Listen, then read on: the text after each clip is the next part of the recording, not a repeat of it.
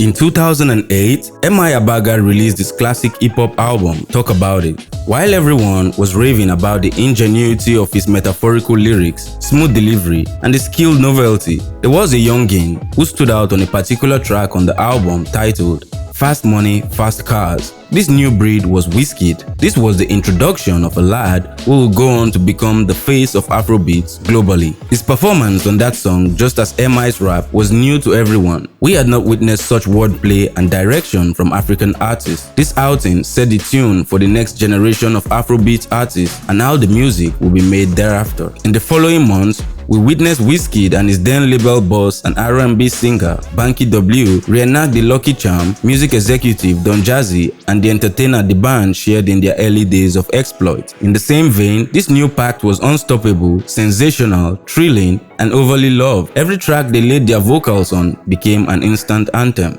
Although the star-studded flair between Wizkid and Banky W rapidly waned, Starboy was bettered from their business romance. With this slogan announcing Wizkid's new tag name and record label, he was poised to take on a higher calling. The diarrhea of hit songs, enchanting music videos, enduring personality, and aura has kept the Starboy gleaming with enviable persona, stardom, and recognitions from his teenage years as an Afropop artist till this very day. 3 years after his initial stint with the rapper M.I., Wizkid found gold with the release of his debut album, Superstar, in 2011. There could not have been a better suited name for the ascent the project recorded. A superstar was indeed born. And as is custom with stars, the whole realm looked up to him for succor and direction. Since then, his every move has been closely imitated and mirrored even by his closest competitors. In reality, Wizkid is the competition of Afrobeat. He is the yardstick for comparisons and judgment. Once Wizkid stepped onto the scene with singles like Holla At Your Boy, Don't Dull, Tease Me, and Love My Baby, the template was created for sleek,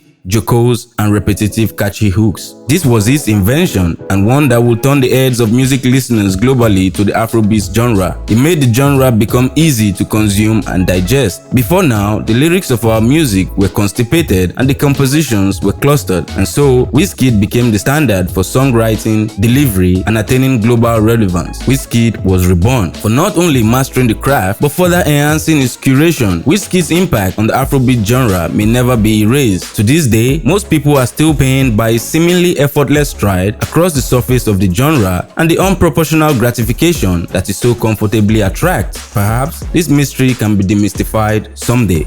But we are yet a long way from exhausting the number of jaw-dropping accomplishments and records that Wizkid has broken over the past 15 years. In this colorful time, Wizkid has become the most decorated African artist of all time, with over 140 local and international awards to his name.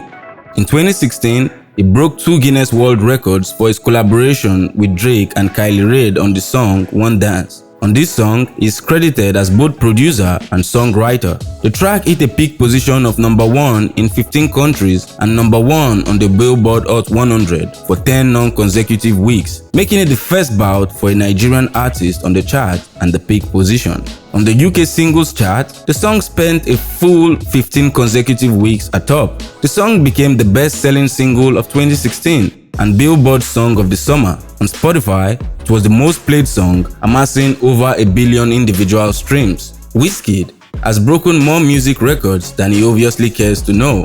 As of the time of this writing, Wizkid's Made in Lagos album has spanned over 131 weeks on the Billboard World Album Chart since its release in October 2020, the longest stretch by an African yet. In 2021, Wizkid received his first Grammy Award for Best Music Video as a lead artist with Beyoncé. He has another 4 BET Awards to his name, 3 Billboard Music Awards, 3 iHeart Radio Music Awards, 3 Soul Train Awards, 4 NAACP Image Awards, and 19 Eddies Awards. He is also a recipient of the ASCAP plaque for his contributions on Drake's One Dance. There may be the contention of pulling crowds and entertaining the amazing fans who are the most important factor of any artist's career. In this regard, Wizkid continues to be a frontier and an outstanding pace setter. In a first-of-its-kind 3-day showdown, Wizkid sold out the London O2 Arena for 3 consecutive nights from November 28 to December 1st in 2021. This show-off was his sophomore appearance as lead artist at the 20,000 capacity UK venue.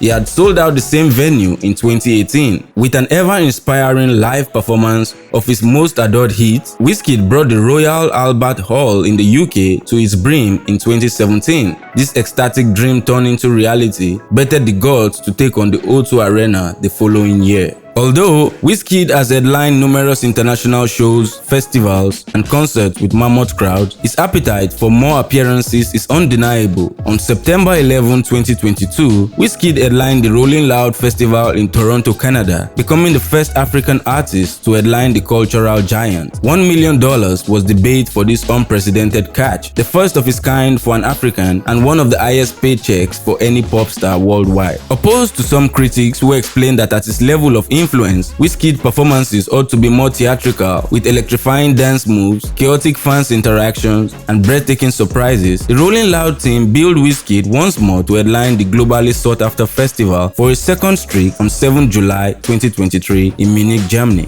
Wizkid as a performer does very little to assist his persona, aura, and carriage. The most we've seen from a Wizkid performance was his smooth descent from the roof of the sold-out 20,000 capacity Accor Arena in France. At other times, while slowly grooving to his songs with the crowd, he splashes water from a water bottle on the frontliners. With this redundant format, one would think he would not last 10 minutes on stage. But surprisingly, Wizkid goes tirelessly for a few hours on stage and still leaves his fans thirsty for more of his live performances. In 2018, at the Mandela 100 concert, Wizkid joined Beyoncé, Tiwa Savage, Ed Sheeran, Jay-Z, Chris Martin, Pharrell Williams, D'banj, Femi Kuti, and Shoma Josie to pay tribute to the late Nelson Mandela at his burial in South Africa. The Mandela 100 concert was the first global citizen festival to be held in Africa and was said to be the biggest campaign on the global goals to end extreme poverty. Other noteworthy mentions include his recent Made in Lagos tour venues, the 20,000-seat multi-purpose sports and entertainment venue,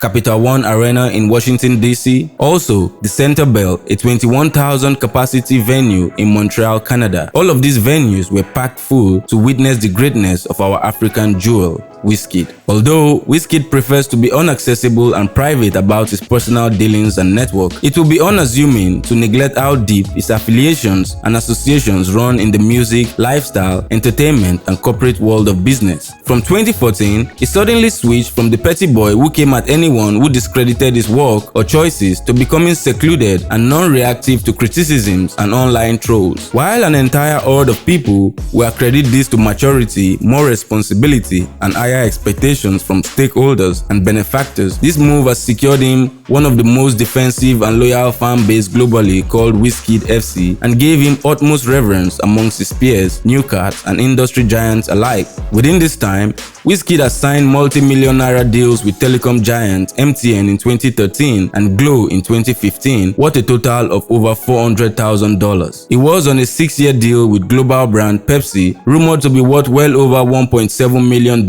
and another deal with Guinness. In the fashion space, he's had profitable dealings with Nike, Puma, Dolce & Gabbana. He extended his reach to Didi's alcohol brand Ciroc and later signed with mobile phone manufacturers Tecno and Tony Elumelu's banking conglomerate UBA. These paychecks and signings are testament to his values, contributions, impact, relevance, and overall net worth. With 3 lovely kids, a billionaire music catalog, a jewelry line in the works, a reputable record label, loyal worldwide fans and admirers, the next conquest is only known to Ayodeji Ibrahim Balogun. One of such has been checked off his wish list on the 29th of July 2023, where Wizkid marveled the entertainment world with his genius as he performed to an 80,000 filled Tottenham Hotspur Stadium in the UK. This is the largest gathering of people he's performed to as headliner and convener. But beyond these magnanimous data, figures, accolades, and accompanying financial rewards, the music and iconic timestamps that Wizkid has laid in our art and in the archives of music history, it is tantamount to quiz: is Wizkid the greatest artist in Africa? Please let us know your opinions in the comment section below. Until next time, I am Bright Olomu from Deep Observers.